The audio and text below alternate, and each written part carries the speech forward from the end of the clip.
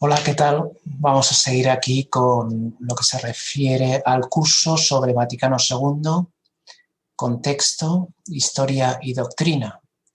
Habíamos visto todo lo que se refiere a la fase preparatoria, los prolegómenos del Concilio Vaticano del Concilio Vaticano II. Después habíamos visto el primer periodo de sesiones del año 1962 y ahora nos vamos a ocupar del resto del periodo de sesiones. Bien, como habíamos visto, al final, o sea, después del primer periodo de sesiones, en el año 63, en junio, moría el Papa Juan XXIII, el que había sido el gran profeta del concilio. Resulta que lo deja en manos de otros. Él había pensado que iba a ser algo rápido, algo expeditivo. Él había dicho, medio en broma, medio en serio, que en Navidades, se refería a Navidades de 1962, todos a casa, porque los esquemas preparados por la curia romana los consideraba suficientemente buenos para ser aprobados. Sin embargo, los mismos padres conciliares pidieron que todo eso fuera sometido a discusión. En primer lugar, pidieron una revisión en profundidad de los esquemas. Después pidieron una revisión de la representación en las distintas comisiones, y en ese sentido pidieron que hubiera una representación más universal, más global, que sobre todo fue centroeuropea, que era un poco como la fuerza dominante en aquellos momentos, aunque también a partir del segundo periodo de sesiones que vamos a ver ahora, vamos a ver cómo hay otras presencias, los obispos latinoamericanos, los obispos africanos, los obispos asiáticos, por supuesto también los obispos estadounidenses, los obispos del entonces llamado Este Europa también van a estar presentes. Podríamos decir que el concilio entonces se va como a universalizar, a globalizar. Bien, entonces quien toma el relevo es el Papa Pablo VI. Si Juan XXIII había sido el profeta del concilio, el Papa Pablo VI va a ser el arquitecto del concilio, quien lo va a sacar adelante después de ese primer cambio de impresiones, de ese primer momento de una cierta dificultad. Pues resulta que se va a ver la necesidad de alguien que lleve, por decirlo de alguna manera, la voz cantante. Bien, entonces ese segundo periodo de sesiones, es del año 1963, también en otoño, en concreto es del 29 de septiembre hasta el 4 de diciembre. Es la segunda de las sonatas de otoño que componen el Concilio Vaticano II. Bien, lo primero que nos llama la atención es que se pasa de 69 a 17 esquemas. Es una reducción radical. Claro, los casi 70 esquemas eran más que todo el magisterio precedente, por lo tanto era un poco algo desproporcionado. Y entonces se pide una reducción según el llamado plan Döffner. Döffner era el arzobispo de Múnich y entonces somete una reducción drástica de 69 a 17 y después pasarán a 13. Por lo tanto, vamos a tener unos documentos como mucho más compendiados, más resumidos, más sintéticos. El concilio estaba funcionando sobre todo en ese ejercicio de síntesis, entre unos documentos a veces un tanto reiterativos, el lenguaje poco actual, un tanto escolástico, sin el estilo sencillo propio de la Biblia y de los padres de la Iglesia, pues se va cambiando en algo como mucho más puntual, más práctico, más directo, etc., ¿no? Y entonces habíamos visto que el gran disgusto que se habían llevado en los padres conciliares y también el Papa, porque si Juan XXIII pensaba que aquello iba a ser una cosa rápida, rápidamente se hace cargo, también con cierta generosidad, se da cuenta de que no puede ser así, de que hay que hablar, de que hay que discutir, Sin embargo, existía una cierta urgencia de aprobar algún tipo de documento. Entonces, en primer lugar, se aprobó y después se promulgó el Papa, la Constitución Sacrosanctum Concilium sobre la liturgia y la vida de la Iglesia. Y como vemos ahí, se les dedicó 12 sesiones, 12 congregaciones generales, se llamaban así, reuniones generales, lo cual es relativamente poco porque en la liturgia había bastante consenso. Sin embargo, digamos, todavía habrá algunos temas que requerirán ser discutidos, pero en lo que se refiere a la liturgia, por todo el trabajo que había realizado con anterioridad el movimiento litúrgico en algunos países europeos, Francia, Bélgica, Alemania, Austria, digamos que los mismos padres conciliares estaban ya muy concienciados y podríamos decir que la Sacrosanctum Concilium fue un documento relativamente pacífico, puesto que estas ideas estaban ampliamente difundidas, ¿no? Por otro lado, otro documento fácil, por decirlo así, fue el referido a los medios de comunicación, el decreto Intermirifica. En este sentido también había bastante consenso. Quizá no había una excesiva conciencia de la importancia de este documento y entonces pues, se dejó un poco así en el aire. Sí que algunos han hablado de una oportunidad perdida porque los medios de comunicación van a adquirir un protagonismo en la historia que va a ser importante, va a ser significativo. Sin embargo, en aquel momento los padres conciliares, pues más o menos estaban de acuerdo en la necesidad de evangelizar a través de los medios de comunicación, de cómo la Iglesia, de un modo sobre todo estructural, tenía que formar parte de ellos. Quizá no supieron afrontar el gran reto que tenemos ahora, los medios de comunicación, que es un reto que deben acometer sobre todo los laicos, estando presentes allá en el mundo del trabajo, en el mundo de la comunicación en concreto, y digamos que este decreto Intermirifica, algunos lo consideran como un brindis al sol.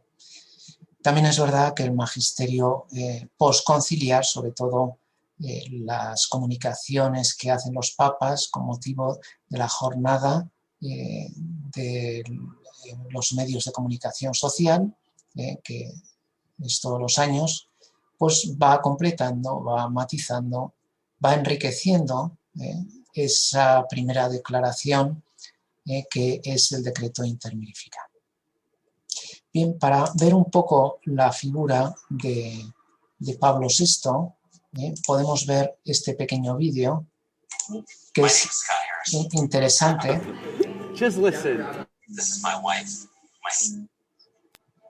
Porque Pablo VI fue elegido papa en junio de 1963. Desde el primer momento tuvo un enorme desafío entre manos: continuar el Concilio Vaticano II que su predecesor había puesto en marcha. Había más de 2.300 padres conciliares. Poner a todas esas personas de acuerdo sobre un tema no era nada fácil. Los años 60 fueron años de cambios en la mentalidad social para los que el Concilio Vaticano II debía dar una respuesta. Por eso, Pablo VI tuvo que actuar con mucha cautela para no provocar divisiones entre los obispos. Como papa podía dar por cerrada una cuestión unilateralmente, pero el mensaje que quiso transmitir al mundo era otro: unanimidad. Él sabía que tenía la última palabra, pero quiso el consenso de los padres conciliares y prácticamente lo consiguió. Al final del concilio solo hubo un pequeño grupo de obispos que mostraron una cierta oposición a los decretos. Sobre la mesa había debates delicados como el diálogo interreligioso o las relaciones con la sociedad del siglo XX. La Iglesia en el Concilio Vaticano II no presenta al mundo doctrinas nuevas, sino que habla al mundo de un modo nuevo, con un lenguaje nuevo. Juan XXIII dijo: no es el momento de condenar, sino de explicar bien el contenido de la fe. Por eso, en cuanto llegó el momento de discutir cuestiones polémicas, Pablo VI no se dejó guiar por la agenda mediática, sino que dio tiempo a los participantes para debatir a fondo cada una de las cuestiones. No impuso su criterio, pero marcó el ritmo y dejó espacio para el diálogo. El resultado salta a la vista. En ocasiones solo hubo 6 votos en contra.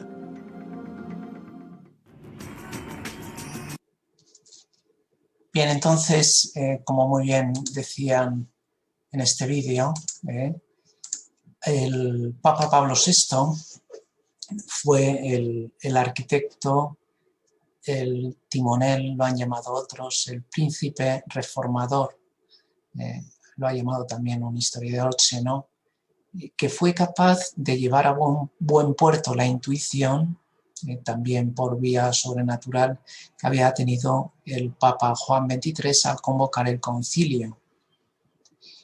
Claro, lo que rápidamente se dedujo del primer periodo de sesiones es que había como 2 sensibilidades conciliares claramente marcadas, ¿no?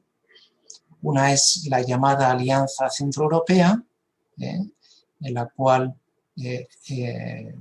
los países por los cuales pasa el Rin también se llama Alianza Renana, es decir, pues Alemania, Suiza, Holanda, Francia, pues tenían una sensibilidad en la cual había incidido la Nouvelle Théologie, la teología realizada a partir de la teología de los padres, en contacto directo con la escritura, quizá con un tomismo más renovado, con unos aires distintos, con un estilo también diferente, y entonces tenía también una mentalidad un poquito distinta, ¿no? Entonces tenemos por un lado este bloque, la Alianza Centroeuropea, representada por Frings y Lienard, que veíamos en el primer periodo de sesiones, Suenens, gran amigo de Pablo VI, que es quien introduce la distinción entre Ecclesia ad intra, Ecclesia destra, Iglesia, ¿qué dices de ti mismo? Iglesia, ¿qué dices al mundo? ¿Qué vas a contarle al mundo, ¿no? Y entonces, digamos que esto es un poco lo que se flotaba en el ambiente. Bien, entonces, por un lado estaba esta sensibilidad centroeuropea frente a una sensibilidad, podríamos decir, más romana, más curial. Ahí tenemos a Alfredo Ottaviani, el representante de esta postura, el encargado de elaborar todos esos esquemas también hechos por la curia, pero quizá con poco diálogo, con poco protagonismo por parte de otros teólogos, de teólogos de la periferia. Y entonces el gran mérito de Pablo VI fue conciliar estas 2 vertientes, estas 2 posturas. Por un lado, supo acoger las sugerencias que hacía la Alianza Centroeuropea.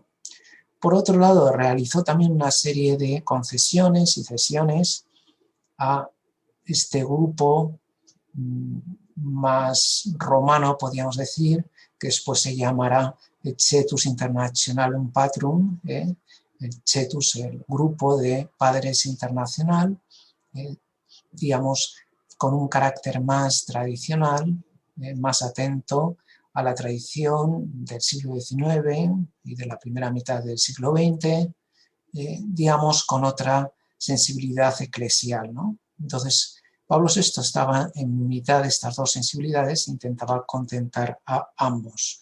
Por eso se le da el título del arquitecto del concilio, el timonel, que supo llevar la nave de la Iglesia en ese proceloso mar del Concilio Vaticano II, en esa situación un tanto complicada. Y no podemos olvidar que va a ser capaz, por un lado, de evitar algo que pasó en el Concilio Vaticano I, y es la ruptura del concilio. Cerca de 100 padres conciliares abandonaron el Concilio Vaticano I. Eso es lo que no quería Pablo VI, y entonces estuvo dialogando con unos y con otros para conseguir que no se rompiera el concilio. Esto le va a costar la crítica por parte de algunos, ¿no? Bien, otro personaje que aparece en toda esta situación va a ser Joseph Ratzinger, que entonces era un joven perito de 39 años, un niño prodigio de la teología. Smaus lo llamaba un adolescente, un teenager, un teenager que está muy de moda en teología, ¿no? Decía, ¿no? Bueno, era una joven promesa de la teología que en ese momento colaboraba mucho con Karl Rahner. Karl Rahner ya era un consagrado teólogo jesuita, con un carácter un tanto renovador. Van a estar codo con codo en dos grandes temas que van a tener una cierta importancia en el concilio, que va a ser lo que se refiere al Dei Verbum, la constitución dogmática sobre la revelación Dei Verbum, y en concreto la relación entre escritura y tradición, y después otro gran tema que trabajará Ratzinger con Rahner va a ser la colegialidad, ¿no? Pero en fin, no vamos a adelantar acontecimientos y simplemente vamos a recordar ahí, a modo de como si fuera un collage o un mosaico, algunos temas que resultan importantes, ¿no? Bien, el esquema sobre la Iglesia estaba, en opinión de estos padres conciliares de la Alianza Centroeuropea, un tanto periclitado, es decir, pasado de moda. Es una eclesiología, dirán, más de tipo jurídico, más de tipo jerarcológico, donde predomina la figura del Papa y, sin embargo, los obispos no están tan presentes. No hay esa conjunción entre primado y colegialidad. La imagen de la Iglesia que, por ejemplo, Ratzinger propone es la Iglesia no del siglo XIX o del XVIII o del XX, la primera mitad del XX, que había tenido una gran vistosidad bajo el pontificado de Pío XII. La imagen de la Iglesia que propone es la Iglesia de los padres, que es precisamente durante el primer milenio cristiano cuando toda la Iglesia está unida. A partir del siglo V y después del 1054 habrá sucesivas divisiones y la Iglesia se irá, por un lado, expandiendo, pero por otro lado también dividiendo. Entonces, quieren volver a la Iglesia a los padres, donde había una conjunción perfecta entre primado y colegialidad, entre primado y episcopado. Por decirlo de alguna manera, eran los dos focos de la elipse que circunscribe toda la comunión eclesial. O sea, esa autoridad que reúne, que aúna a todo el pueblo de Dios, está regido por el primado y el episcopado. Entonces, lo que van a reivindicar los padres conciliares va a ser la doctrina de la colegialidad. Es una doctrina que precisamente procede de los padres de la Iglesia y que habla de cómo todos los obispos no solo han de tener una comunión vertical con Dios Padre, Dios Hijo, Dios Espíritu Santo a través de la Iglesia, sino que también han de ejercitar una comunión horizontal, es decir, con todos los demás obispos. Cada obispo ha de estar en comunión con todos los demás obispos y también con el obispo de Roma, que es el que preside a todo ese colegio episcopal, ¿no? Bien, otro tema que va a salir es el diaconado permanente. En principio se había propuesto esta solución, sobre todo en Alemania, porque después de la guerra faltaban las vocaciones sacerdotales, aunque también hubo un boom de vocaciones, entre las cuales se contaba, por ejemplo, Ratzinger, ¿no? Pero quisieron volver a recuperar algo que existía desde los primeros siglos de la Iglesia. Esos 7 que son designados para servir la mesa de las viudas y la mesa del altar deben ser recuperados, porque hasta entonces el diaconado era, sin más, un paso hacia el presbiterado. Sin embargo, hay un diaconado permanente que puede ejercitar una serie de funciones, tanto en la predicación como la celebración de los sacramentos y la guía del pueblo de Dios, y el servicio de los pobres de un modo especial, que puede ser reinstituido y que, por ejemplo, decían los padres conciliares, puede ser de gran utilidad en países donde, digamos, la jerarquía no está del todo desarrollada. Un diácono permanente puede llegar allá donde el presbítero no puede llegar. La verdad es que esta institución fue creada sobre todo para los países de misión, pero luego la realidad posconciliar es que se han difundido sobre todo en países ricos, como puede ser Estados Unidos, Alemania, Austria, etcétera, etcétera, ¿no? Bien, en cualquier caso, es una recuperación de esa antigua iglesia primitiva, es recuperar una institución que había caído en desuso. Luego estaba el gran tema de la santidad. Había algunos movimientos laicales que reivindicaban la santidad en medio del mundo, como puede ser el Opus Dei, pero también los focolares más adelante, y luego después Comunión y Liberación, etcétera, etcétera. Hay una cierta conciencia de que la santidad no es algo para privilegiados. Y en ese sentido, lo que se pide es que esa santidad se convierta en una llamada universal. Claro, lógicamente ahí entra en conflicto con una mentalidad multisecular de que la santidad era algo propio de los religiosos y a veces de los sacerdotes, algo propio del clero, y que sin embargo los laicos, dicho en palabras quizá un poco torpes, lo que tienen que hacer es callar, pagar y no pecar. Sin embargo, por el bautismo, va a recordar el concilio, todos los cristianos están llamados a esa santidad. Tienen una vocación propia y se les encomienda el mundo como misión. Entonces, en ese sentido, bueno, pues hace falta reivindicar ese papel, ese lugar de los laicos. Algunos han hablado de la hora de los laicos. Es el momento en los cuales los laicos deben ejercitar su propia vocación, especialmente en medio del mundo, en medio del mundo del trabajo, en la propia familia, en el propio ambiente social, y así ese mundo será ofrecido y llevado a Dios. No solo hace falta el trabajo de los sacerdotes y de los religiosos, sino también ese trabajo tal vez discreto y oculto que hacen los laicos, pero francamente eficaz, ¿no?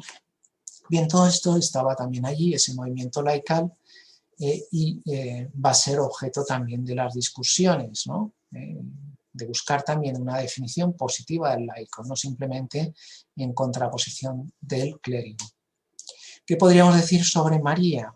Como sabemos, había un esquema dedicado a María que después va a ser integrado en la constitución dogmática sobre la Iglesia Lumen Gentium, y que va a ser un bonito final, porque va a proponer a María como el modelo de la Iglesia, como la primera Iglesia, como la primera creyente, la primera cristiana, el paradigma para todos los cristianos. Entonces, había ahí, lógicamente, una discusión. Quien decía que el tema de María pues no era un tema sin más, que es hablar de la madre, como la madre merecía un documento a sé, y sin embargo, porque esta postura estaba sobre todo defendida por la imagen cristotípica, es decir, relacionando a Cristo con María, y eso está claro, pero también existe la vinculación de María con la Iglesia. De ese modo, el resultado final es que María no solo el modelo de todos los cristianos, sino que el lugar de la mujer, también íntimamente unido a la figura de Jesucristo, el lugar de la mujer en la Iglesia queda en el lugar eminente que el mismo Cristo quiso para su madre. Entonces, en ese sentido, va a ser un documento profético y de una gran importancia, ¿no? Y en el ecumenismo, todas las alusiones sobre el ecumenismo estaban dispersas en 3 documentos distintos, uno sobre las religiones, otro sobre el ecumenismo en sí mismo y otro en el que el esquema de eclesia. Bien, se ve claramente que esa sensibilidad ecuménica que había querido para el concilio Juan XXIII es algo incontrovertible. Se partía de una mentalidad un tanto exclusivista, donde se identificaba la Iglesia de Cristo con la Iglesia Católica, y por lo tanto un ortodoxo, un anglicano, un protestante no serían cristianos en sentido propio. Entonces, digamos que partiendo de la Lumen Gentium, de la Constitución dogmática sobre la Iglesia, va a haber un decreto propio, que va a ser el decreto sobre ecumenismo, Unitatis Reintegratio, donde se va, por ejemplo, a revalorizar el papel del bautismo. Todo bautizado es un cristiano y por lo tanto pertenece a la Iglesia. Eso sí, habrá distintos grados de pertenencia, distintos grados de comunión. Entonces hablaremos de una comunión plena y una comunión imperfecta, dependiendo también de los elementos de eclesialidad, elementa ecclesiae, que puedan tener, ¿no? Pero digamos que toda esa sensibilidad ecuménica que había tenido lugar en la primera mitad del siglo XX, también incluso en el siglo XIX, por parte del Papa León XIII, que había fraguado la Segunda Guerra Mundial, sobre todo en los campos de concentración, tanto los Lager como los soviéticos, Gulag, los Gulag soviéticos, se había visto la necesidad de unir fuerzas entre todos los cristianos frente a ese ateísmo tanto salvaje y cruel que sometía al mundo, ¿no? Entonces, bueno, pues se fomenta un diálogo y ese diálogo lleva a un discernimiento y ese discernimiento nos permite ver dónde estamos cada uno y cómo hemos de considerar a los demás cristianos como hermanos y no simplemente como competidores o enemigos. Y en consecuencia de esa llamada universal a la santidad será el apostolado propio de los laicos. Va a ser un apostolado importante. Sí que es verdad que había habido un gran movimiento que era el de la Acción Católica, que era un movimiento de apostolado laical promovido por la jerarquía. Sin embargo, el concilio va a ir descubriendo, lo iremos viendo, cómo esa iniciativa por parte de los laicos es algo que nace de su propia vocación, por la propia vocación o llamada a ser apóstol en medio del mundo, recibe esa misión, se le encomienda al mundo como tarea, y entonces no hace falta que un obispo le diga a un católico que tiene que evangelizar o que tiene que hacer algo, sino que el propio cristiano, el propio laico, por su propia iniciativa, va a decir, bueno, yo tengo esta vocación recibida directamente de Dios, bueno, pues voy a acometerla. ¿Cuál podría ser entonces el balance general de este segundo periodo de sesiones de otoño de 1963? Bueno, podríamos decir que aunque fue más tranquilo que el primer periodo de sesiones, que fue una auténtica revolución, en el sentido de que cambió el paradigma y el modelo, la idea que se tenía del concilio, fue asentándose, surgieron todas esas discusiones, todos esos diálogos, todo ese debate, todo ese trabajo, y poco a poco se fueron configurando los grandes temas sobre los cuales tenía que hablar el concilio y preparar la Iglesia, digamos, para el final del siglo XX y para el tercer milenio. Por lo tanto, el balance general es más pacífico que el primero o el tercero que vamos a ver ahora, que va a ser movidillo, pero desde luego bastante fecundo, bastante eficaz. Bien, con esto podemos pasar al tercer periodo de sesiones, que como se puede ver ahí, será del 14 de septiembre del año 64 al 21 de noviembre del mismo año. Es la tercera sonata de otoño. Habíamos visto que los esquemas de casi 70, 69, por la reducción que realiza el plan Defner pasa a 17, y de 17 va a pasar a 13 esquemas, que a su vez dará lugar a los 16 documentos conciliares, ¿no? Aquí tenemos algunos personajes que pueden ser interesantes, ¿no? Tenemos al cardenal Bea, que es digamos, el adalid o el portavoz o el representante de la mencionada Alianza Centroeuropea.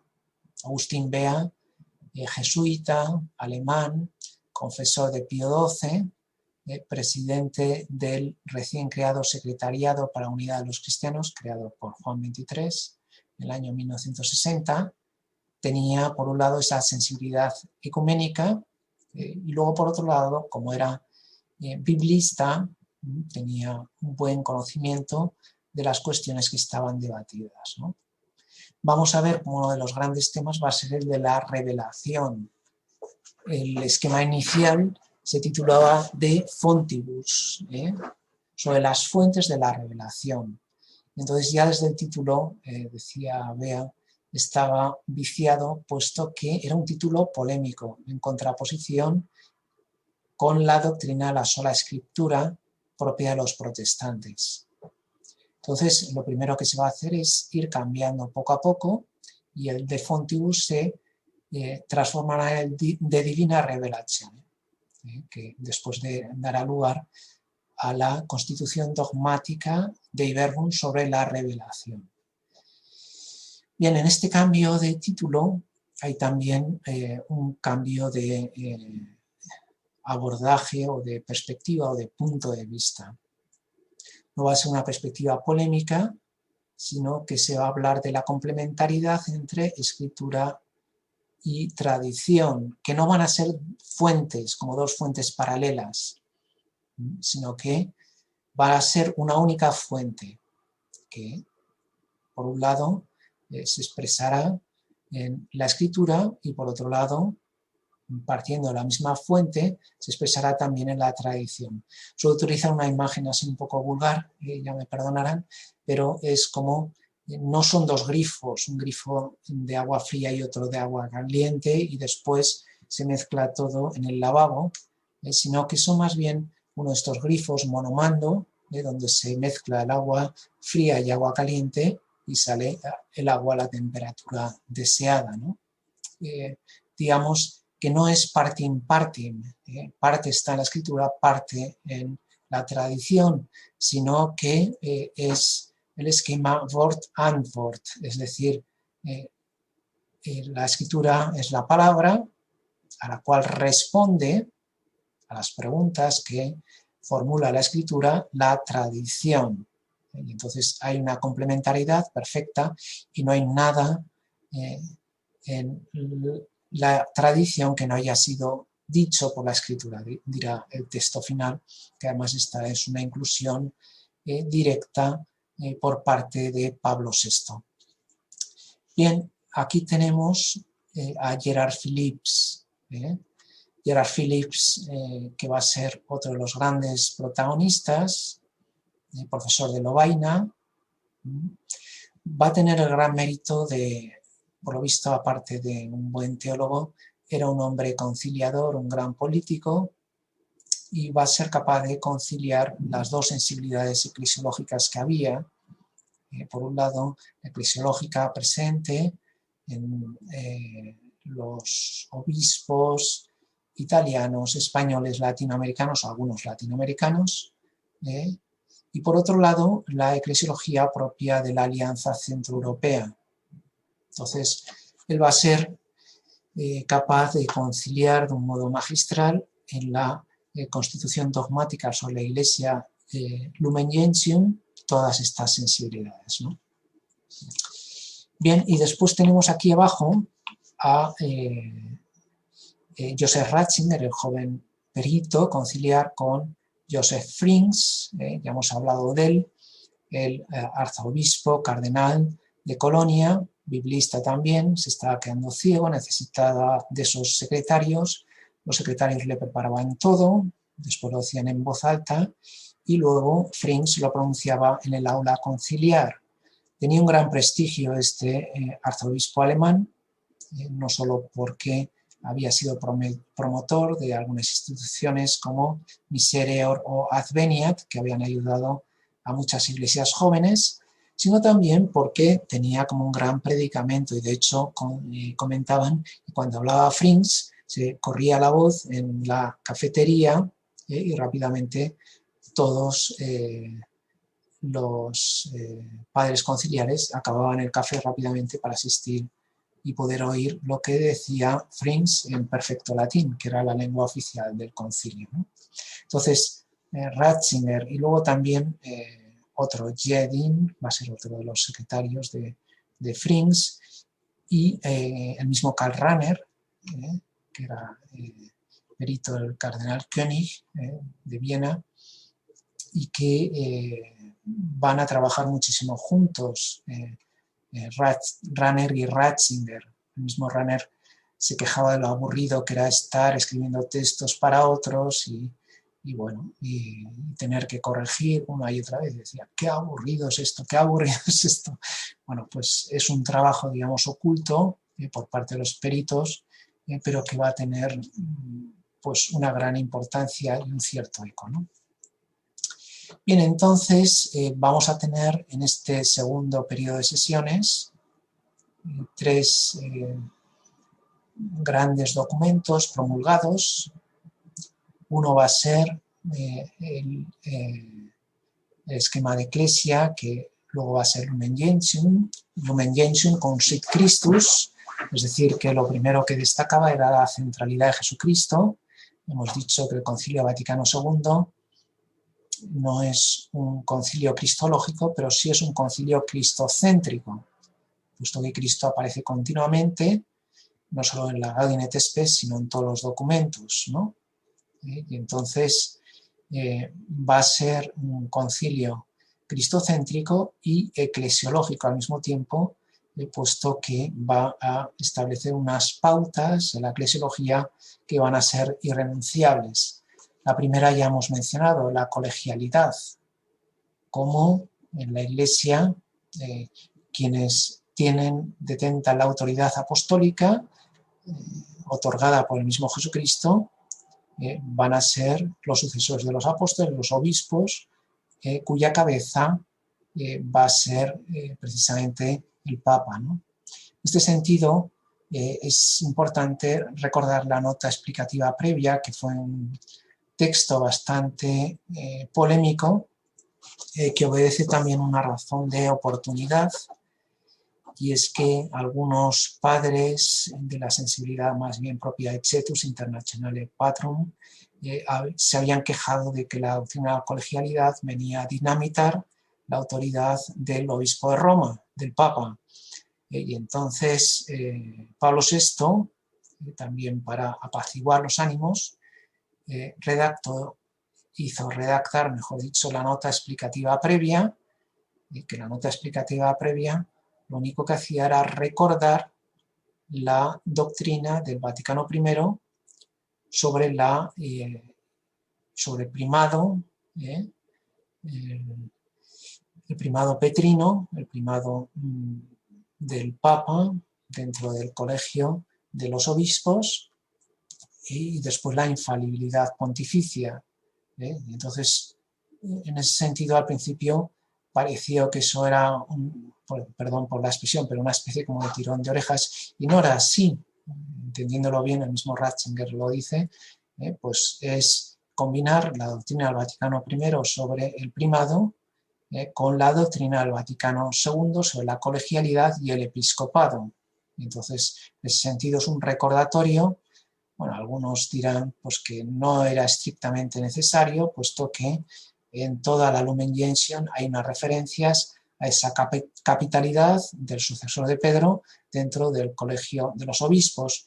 Pero bueno, en cualquier caso, digamos que ese recordatorio subjetivamente era necesario para algunos de los padres conciliares, y lo que consiguió Pablo VI, como hemos dicho, es que el concilio no se rompiera, ¿no?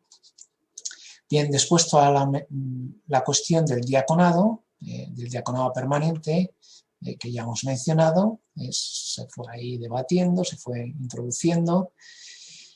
Bien, hay que recordar que en las iglesias orientales existía tanto el diaconado como el subdiaconado, y que digamos era más frecuente en iglesias orientales, y entonces esa reinstitución será sobre todo para la iglesia de ámbito latino.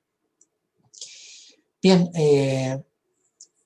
surge también todo lo que se refiere a las iglesias orientales católicas. Claro, ellas podían haber sido las grandes olvidadas. Había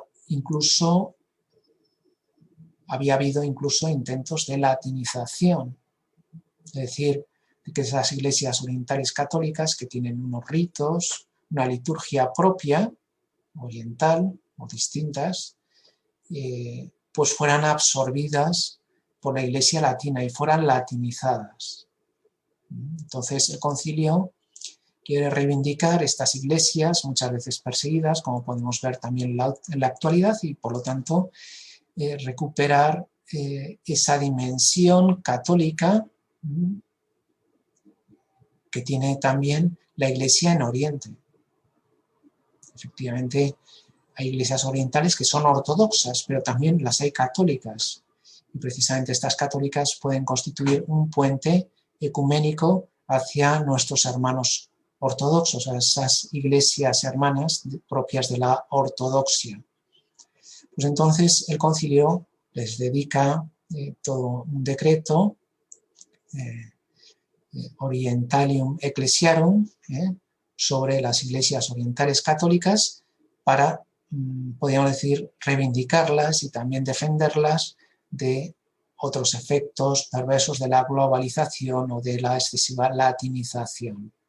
Entonces es un texto bonito, donde viene a recordar cómo, en palabras de San Juan Pablo II, la Iglesia debe respirar con dos pulmones, el pulmón de Oriente y el pulmón de Occidente.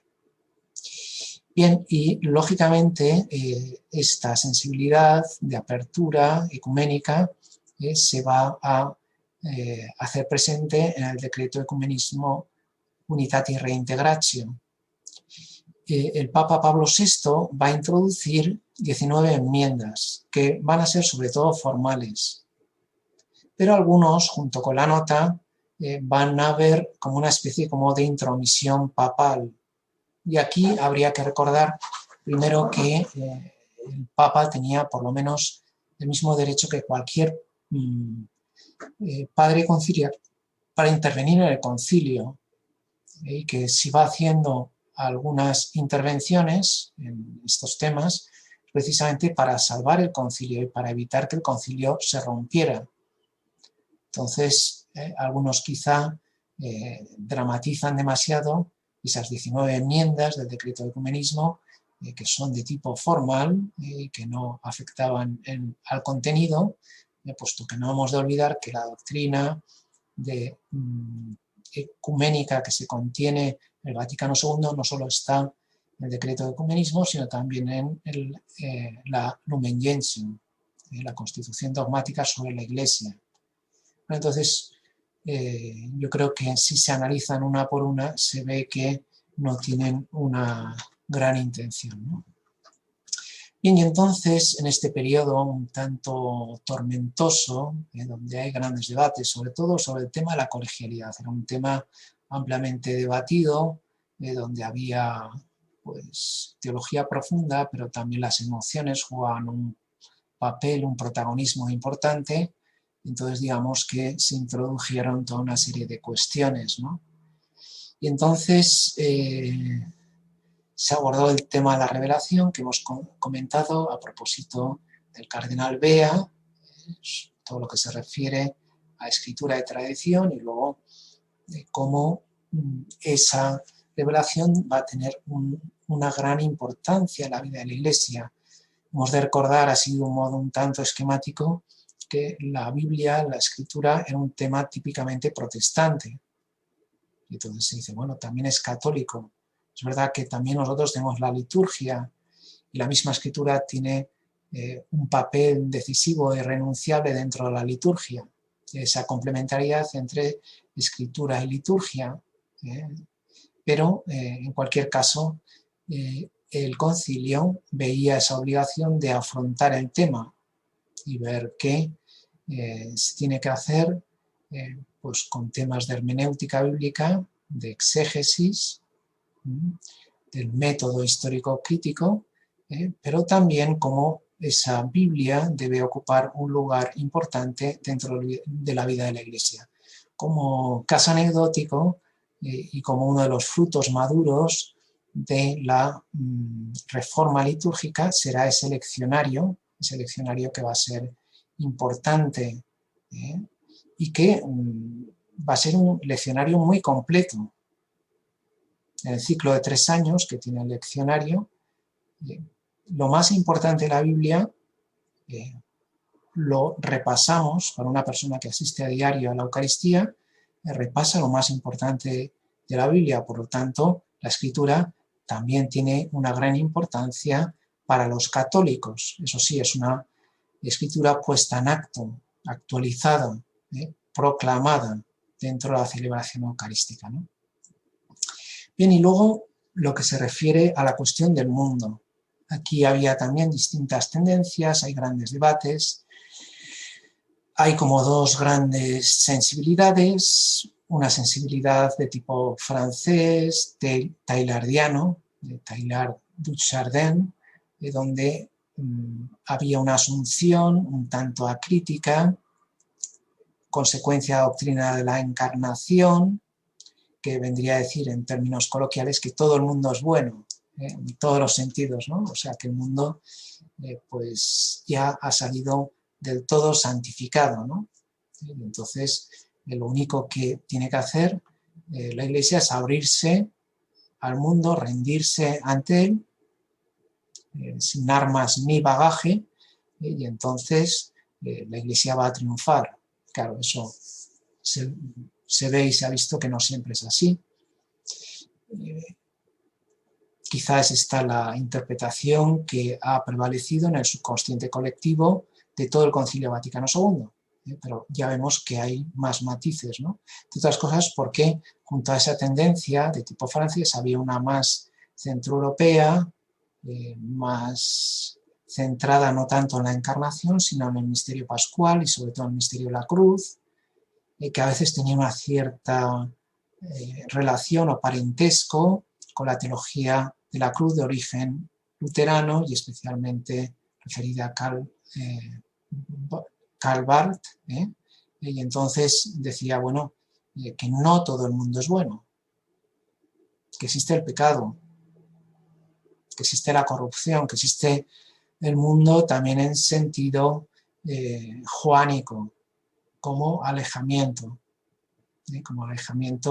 de ese designio divino. Bien, entonces, digamos que todo lo que se refiere al mundo, y en concreto la constitución pastoral Gaudium et Spes, va a estar debatiéndose entre estas dos sensibilidades, dos perspectivas. Como ejemplo de lo que acabamos de decir, es un comentario que hace Henri de Libac, el cardenal de Libac, cuando dice, bueno, el título inicial era Gaudium et Tristitia, Spes et Angor, como diciendo una de cal y otra de arena, lo positivo y lo negativo, la gracia y el pecado. O sea, sin embargo, ese quiasmo se resolvió de un modo distinto y quedó Gaudium et Spes, que es el título actual, alegría y esperanza, y después Tristitia et Angor, tristeza y angustia. Bueno, en vez de presentar las dos cosas entreveradas, se presentó una detrás de otra. Por supuesto que no pasa nada, pero digamos que algunos se han quedado simplemente con la primera parte olvidando la segunda. Y no hemos de olvidar que esas dos sensibilidades estaban presentes en la Constitución Pastoral Gaudium et Spes sobre la Iglesia en el mundo. Bien, la libertad religiosa va a ser otro tema importante. Ahí había varias sensibilidades, sobre todo la sensibilidad que se refiere a, digamos, los que venían a ser estados confesionales católicos, digamos, donde la mayoría pertenecía a la Iglesia Católica y quería mantener esa connivencia entre la Iglesia y el Estado. El Estado, en cierto modo, garantizaba que todos, o la mayoría, la inmensa mayoría de sus ciudadanos pertenecían a la Iglesia Católica. Claro, este esquema era pues fácilmente defendible en países como Italia, como España, como algunos países latinoamericanos, pero ahí había otra sensibilidad, por ejemplo, en Estados Unidos, donde hay una realidad multirreligiosa e interconfesional. Tenemos, bueno, por un lado cristianos, pero por otro lado también gentes de otras religiones. Y tenemos católicos, pero también tenemos una inmensa presencia de los protestantes, incluso los ortodoxos, los anglicanos, ¿no? Entonces tenemos una realidad interconfesional. Si a esto lo unimos todo el problema que existía en algunos países del este, donde eran oficialmente ateos, entonces estaban bajo el comunismo, entonces nos damos cuenta de que esa libertad religiosa ahí es buena, porque un católico en conciencia puede decidir ser católico y actuar en consecuencia. Sin embargo, si se niega esa libertad religiosa en el ámbito individual, pues en cierto modo se le atan las manos. Si se aplica el mismo esquema del Estado confesional a un Estado ateo, quiere decir que todos sus ciudadanos tienen que ser ateos. Entonces ahí tenemos un problema, ¿no? Entonces ahí se va a debatir si esa libertad religiosa tiene un origen, podríamos decir, revelado, bíblico, o bien si es un derecho humano, un derecho de la persona, y que toda persona tiene también esa libertad de escoger la propia religión, ¿no? Bien, luego tenemos también todo el debate en torno a los religiosos. Hemos hablado de la llamada universal a la santidad como un problema que algunos, o como una realidad que algunos perdón, van a considerar como un problema. Claro, los religiosos van a pensar que si la santidad es para todos, entonces ¿para qué ellos están aquí? Entonces hay que buscar un rasgo definitorio. Entonces las categorías a las cuales se va a asistir va a ser la de los votos, la de la especificidad de la vida consagrada, la del testimonio escatológico que tienen que dar. Un religioso nos recuerda que mi reino no es de este mundo, como dijo Jesús, y que no tenemos aquí una morada definitiva. Entonces, digamos que hay lo que hace el Concilio Vaticano II respecto a los religiosos es buscar la propia especificidad, es decir, en qué consiste el carisma propio de los religiosos. Hemos hablado del carisma propio de los laicos. También los religiosos tienen un carisma propio y lo que tiene que hacer el Vaticano II es decir cuál es el carisma que un religioso, una persona consagrada, una persona que se santifica, no tanto en el mundo, sino separada del mundo y dando testimonio escatológico, tiene que ir haciendo, ¿no? En qué consiste la vocación propia de la vida consagrada.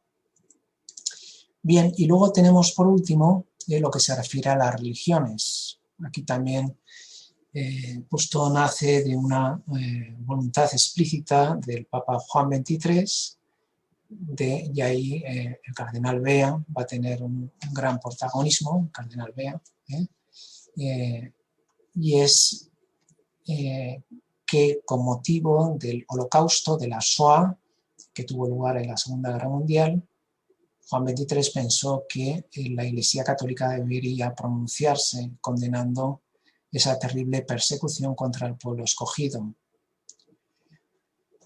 Lógicamente ahí surgieron de nuevo otras sensibilidades, porque la Iglesia es católica y en este caso fueron los árabes que dijeron, bueno, pues si decimos algo de los judíos, tendremos que decir algo también de los musulmanes. Y entonces ahí dijeron, bueno, pues no solo vamos a hablar del judaísmo, de la religión de nuestros hermanos mayores, como decía San Juan Pablo II, sino que también vamos a hablar del Islam. Y entonces ahí quienes terciaron fueron los asiáticos y dijeron, bueno, pues también tendríamos que decir de las religiones asiáticas, el budismo, el sintoísmo, el hinduismo, etcétera, etcétera, donde la Iglesia ya estaba ampliamente presente. Y entonces ya de ahí surgirá el decreto Nostra Aetate sobre las religiones en el mundo, ¿no? Y entonces las religiones no cristianas, son un modo así como más técnico, ¿no? Y entonces digamos que ese también va a ser un motivo de debate y de discusión, ¿no? Bien, lógicamente, y para esto pasaremos a el cuarto periodo de sesiones, aquí el personaje que tenemos presidiendo es el joven cardenal Wojtyła, bueno, entonces no era cardenal, era primero obispo auxiliar y después arzobispo de Cracovia, en Polonia, uno de los pocos obispos que pudo venir precisamente desde un país comunista. Entonces él va a tener un gran protagonismo en la libertad religiosa de la cual hemos hablado. También va a tener un gran protagonismo en lo que se refiere a la redacción de la Gaudium et Spes sobre el mundo.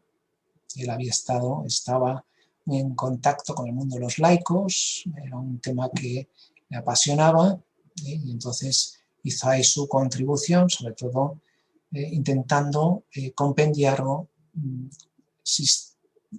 conciliar esas dos tendencias, que decíamos, esa tendencia francesa y la tendencia germánica, las fundió en el documento de Aritzia, que además añade al final de cada capítulo, es otro problema que tenía la Gaudium et Spes, que era quizá demasiado mundano, demasiado humano, demasiado antropológico, y faltaba la vertiente teológica.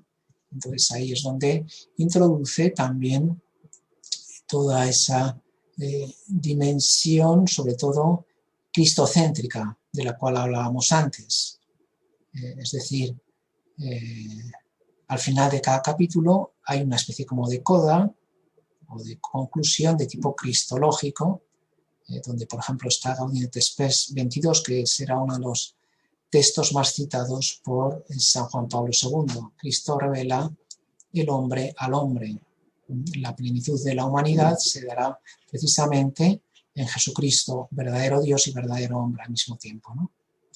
Bien, y en otros temas, digamos, él intervendrá bastante con el apasionamiento y la actividad propia que él tenía, y entonces va a desarrollar un gran protagonismo.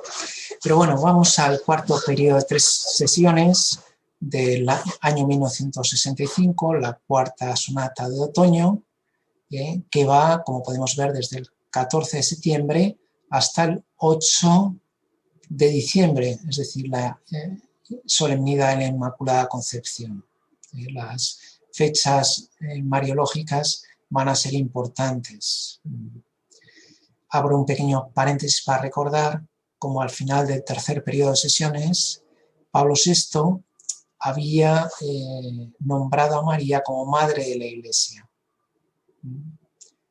Primero para reforzar y recordar la importancia de María, tal como concede el último capítulo de la Lumen Gentium, y algunos tomarán, junto con la nota explicativa previa, las 19 enmiendas y el retrasar el documento sobre la libertad religiosa, la Dignitatis Humanae, Declaración Dignitatis Humanae. Bueno, algunos tomarán estos gestos, estas intervenciones del Papa Pablo VI como intromisiones, y por eso hablará de la última semana del tercer periodo de sesiones como la Semana Negra. Yo creo que de un modo tal vez excesivamente dramático, ¿no? Pero digamos que la figura de María queda perfectamente integrada no solo en la cristología, sino también en la eclesiología. No queda, digamos, como algo independiente, sino íntimamente unida a la acción salvífica de Cristo, ¿no? Bien, cierro el paréntesis y entonces vemos, lo había dicho esto a propósito de la fecha final del 8 de diciembre, la Inmaculada Concepción, y en ese cuarto periodo de sesiones se va a instituir el sínodo, como diciendo, todo este Concilio Vaticano II va a tener unas réplicas, un eco a lo largo de la historia a partir de los distintos sínodos en los cuales todos los obispos o parte de ellos van a debatir sobre temas que importan, interesan, ocupan a toda la Iglesia, ¿no? Y de ese modo se establece también ese ejercicio, la colegialidad, que es la estructura sinodal, el sínodo de los obispos, ¿no? Bien, y entonces tenemos toda una serie de temas ampliamente debatidos y discutidos, ¿no? Bien, recordamos brevemente que sobre los sacerdotes, el Concilio Vaticano II hablará en dos documentos, el Presbyterorum Ordinis, pero también hablará sobre la formación de los sacerdotes. Entonces, los sacerdotes será un gran tema debatido para dar también una imagen donde los Tria Munera Christi, es decir, la función de enseñar, santificar y pastorear al pueblo de Dios, estén perfectamente integrados. Podríamos decir que, en cierto modo, el Vaticano II ofrece una nueva imagen del sacerdote.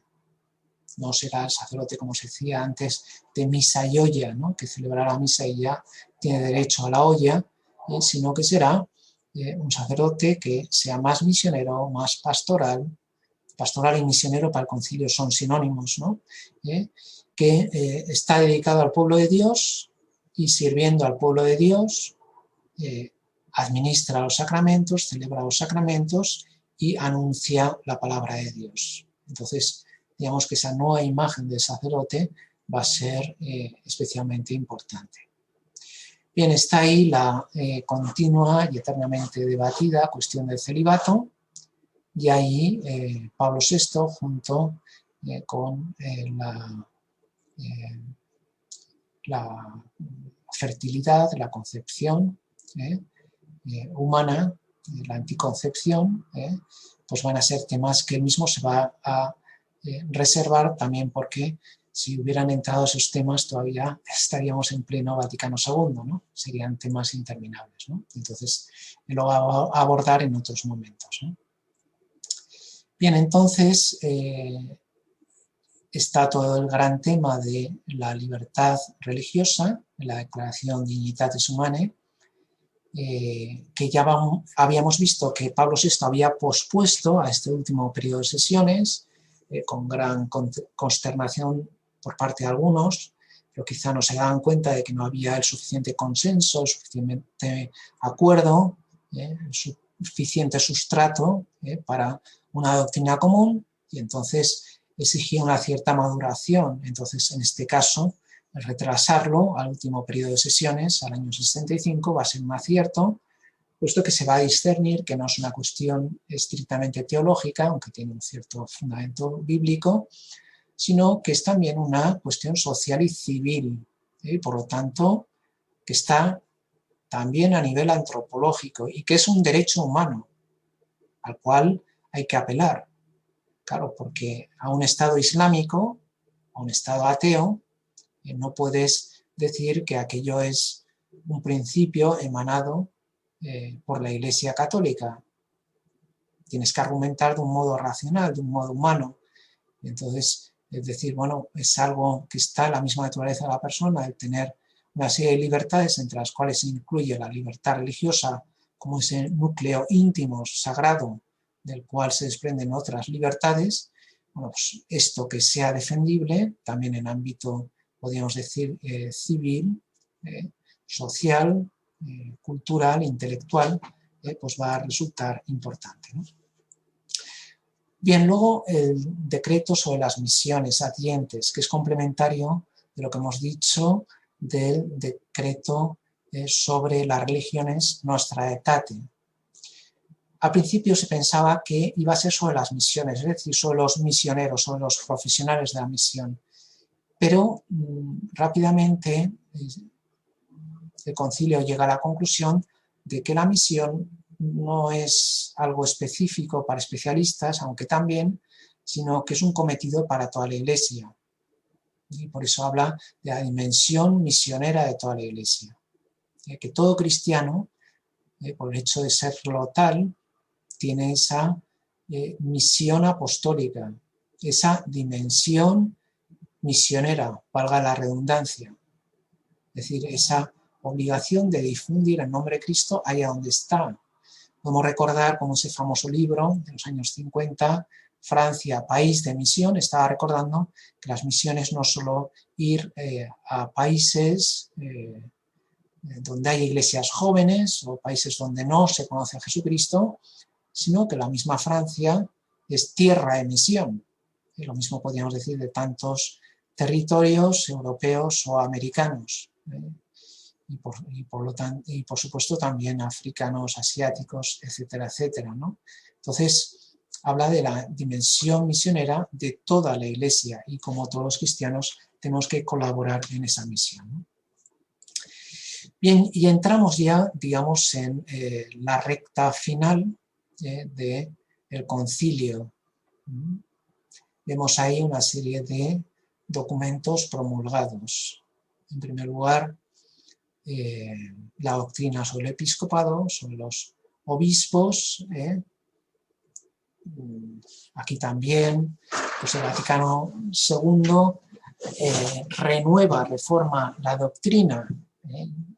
Le ofrece una imagen de obispo menos jerarcológica, más pastoral, más de servicio, más ministerial, más cercana a la gente, como diría el Papa Francisco, que los obispos tengan más olor a oveja, que estén más cercanos a la gente, ¿no? Esto no es una ocurrencia del Papa Francisco, sino que es algo que ya está contenido en el Concilio Vaticano II. Se promulgará también en este mes de octubre lo que se refiere a los religiosos, a la formación sacerdotal, a la educación, que es también, al principio hablaba sobre todo de la educación católica, pero después se da cuenta de que la Iglesia está presente también en la educación estatal, podríamos decir, ¿no? Entonces, ahí también recordará esa necesidad, ¿no? Las religiones no cristianas, por supuesto.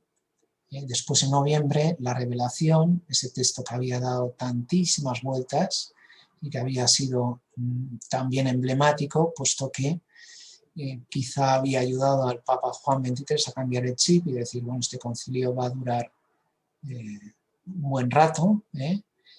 El documento sobre el apostolado de los laicos, con ese giro que le hemos dado, de que no solo el apostolado institucional o jerárquico, sino también el apostolado personal de cada uno de los cristianos, de cada uno de los laicos. El llamado esquema 13, que va a ser la Gaudium et Spes, por fin, a principios de diciembre, y entramos en la recta final, el día anterior a que acabe el concilio, se aprueban el de misiones, el de presbíteros, el de libertad religiosa, ya in extremis, y la Iglesia en el mundo actual, ¿no? Entonces, ahí tenemos, digamos, toda esa traca final de documentos que después de tantas discusiones, de tantos debates, de tantas palabras que pronunciaron, pues fueron necesarias para pues explicar cuál es la idea que tenía el concilio sobre la tarea que tenía la Iglesia con vistas al tercer milenio.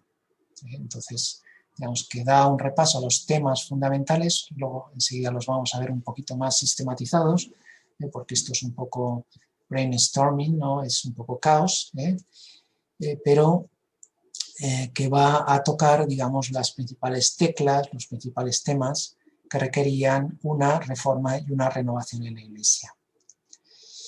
Bien, y con el breve Espíritu Santo del 8 de diciembre, de la Solemnidad de Inmaculada Concepción, va a acabar el concilio. Hay un gesto también emblemático, y es que el Papa Pablo VI, en la presencia del patriarca Atenágoras, levanta las excomuniones que se había levantado en 1054 contra las iglesias ortodoxas, mientras a su vez el patriarcado de Constantinopla también levanta la excomunión contra la Iglesia católica. Entonces se funden en un emocionado abrazo y va a quedar un poco como un emblema, como un icono, una imagen del final del concilio, ¿no? Bien, esto por tanto va a lograr que algunos de los temas en los cuales la teología había debatido y se había debatido, algunos de los temas que había propuesto la pastoral, pudieran ser discutidos, hablados, profundizados, rezados, y quedan reflejados en unos documentos que son un auténtico milagro del Espíritu Santo. Estudiando la historia del Vaticano II, uno se da cuenta de que es un verdadero milagro. ¿Cómo es posible que con estas tendencias, con estas personas, con estas actitudes, con estas emociones, con estas razones, pues todo aquello pudiera precipitar en algo, digamos, coherente? Pues eso es un verdadero milagro del Espíritu Santo. Cuando uno lee estos documentos, que son la pauta para interpretar el concilio, uno se da cuenta de que no solo hay un consenso puramente humano, un acuerdo entre distintas sensibilidades, sino que hay una verdadera acción del concilio, una verdadera acción del Espíritu Santo que permite que el concilio diga algo, digamos, proponible para la Iglesia contemporánea y para el mundo actual. ¿Cómo quedaría esto?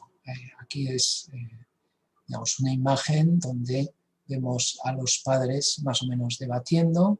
Tenemos a ese padre conciliar, posiblemente estadounidense, pues viendo cómo estaba el palco contrario o digamos, la arena en la cual se debatían todas esas cuestiones, ¿no? Y es también el texto que estamos siguiendo, ¿no? Entonces, yo quería recordar que para situarnos en todo este mare magnum,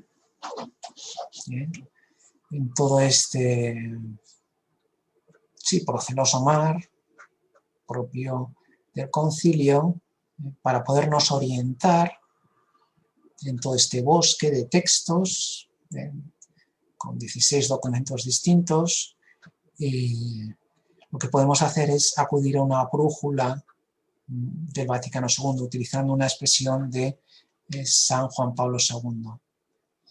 Y entonces, me parecía a mí que se pueden distribuir los textos en torno a 4 ejes, a 2 ejes, digamos, a 4 puntos cardinales.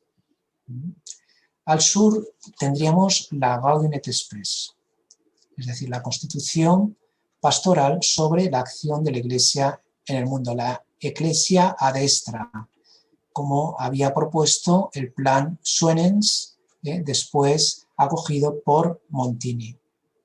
Entonces el gran tema será el mundo. ¿Cómo consideramos el mundo? Como San Pablo, entendido como una tarea que le corresponde a la Iglesia y a cada cristiano, o en un sentido joánico, el mundo como enemigo del espíritu. Bien, evidentemente las dos concepciones son igualmente reveladas y las dos son totalmente ciertas, ¿no? Por un lado está la realidad de la gracia, pero también está la realidad del pecado, el pecado original y de los pecados personales. Por lo tanto, esas dos dimensiones aparecen recogidas en la Gaudium et Spes. Y ahí es donde la Iglesia desempeña la diaconía, la función de servicio. La Iglesia sirve al mundo, llevándole la salvación. Como dice el Lumen Gentium 48, la Iglesia va a ser sacramento universal de salvación, instrumento de salvación. Va a ser la nave en la cual todos los que quieran subir a esa nave van a ser capaces de ser rescatados. La salvación no va a ser universal, perdón, no va a ser individual, sino que va a ser universal y, digamos, colectiva. Va a tener una dimensión social, comunitaria. Cada individuo no se salva agarrándose a un tonel o a un tronco que está flotando, sino que ha de subirse a esa nave de la Iglesia para ser salvado, ¿no? Bien, entonces, en torno a esta Gaudium et Spes podemos agrupar algunos documentos para que no parezca, como decía Hans King, que los 16 nuevos documentos que emana el concilio son como 16 columnas más en el columnato de Bernini, ¿no? Y si ya uno se pierde un poco con las que hay, si además le añadimos 16, pues todavía todavía es más confuso y menos orientador, ¿no?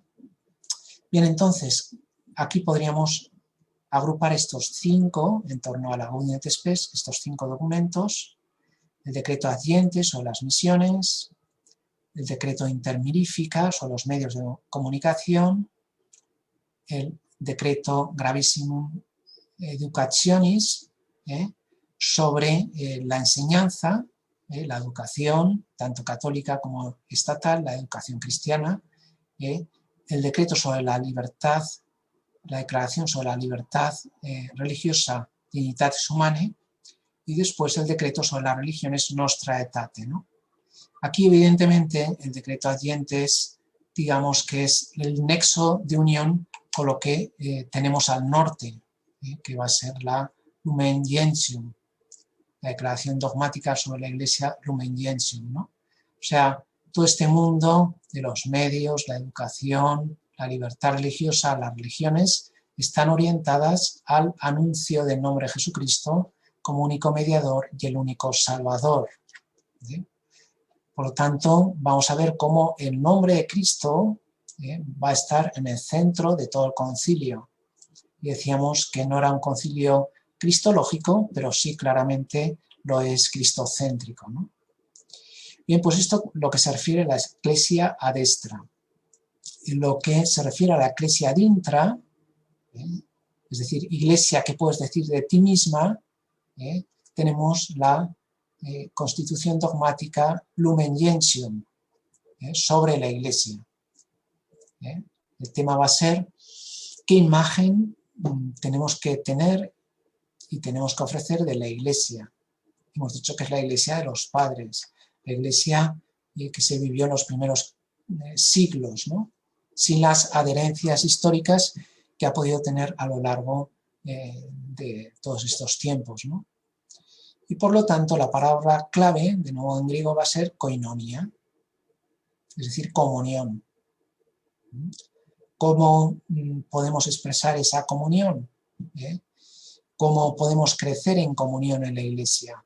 Como la Iglesia es, como dice el primer capítulo de la Lumen Gentium, la comunión de los hombres y mujeres con Dios, Dios Padre, Dios Hijo, Dios Espíritu Santo, la Iglesia entendida como pueblo de Dios Padre, como cuerpo de Cristo, como templo del Espíritu Santo, y podríamos decir el eje vertical, y después un eje horizontal, la koinonía, la comunión de los hombres y las mujeres entre sí, de los cristianos y cristianas.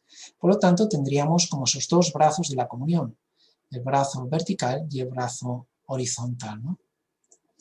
Bien, ¿qué otros documentos podríamos agrupar en torno este esquema de la Ecclesia ad intra.